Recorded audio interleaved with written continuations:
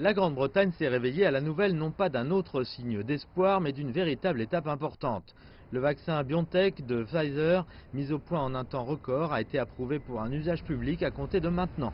Il y a près d'1 million de doses prêtes au Royaume-Uni avec 40 millions de commandes, et donc le déploiement peut commencer. Les résidents des établissements de soins pour personnes âgées et le personnel sont les priorités. Ensuite, les personnes de 80 ans et plus, ainsi que les personnels sanitaires et sociaux qui travaillent au front. La logistique sera délicate, notamment parce que le vaccin Pfizer doit être stocké à moins 70 degrés. Une fois qu'il est stocké dans un réfrigérateur normal, il est seulement bon pour 5 jours. La tranche initiale en décembre nous permettra de commencer, mais le principal groupe de cette vaccination, que ce soit avec ce vaccin ou avec, nous l'espérons, d'autres vaccins, se tiendra en janvier, février et mars pour les populations à risque.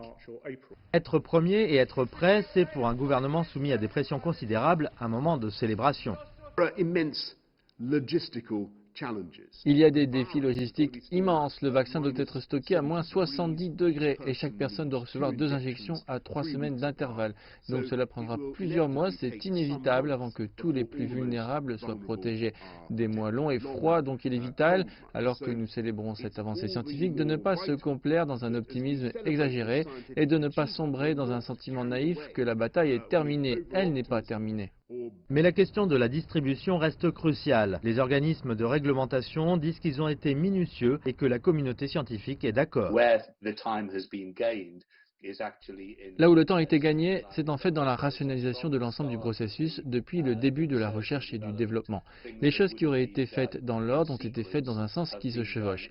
Et les gens se rendent compte que les fabricants ont même produit des vaccins avant l'approbation. Eh bien, c'est qu'ils ont pris un risque en faisant cela.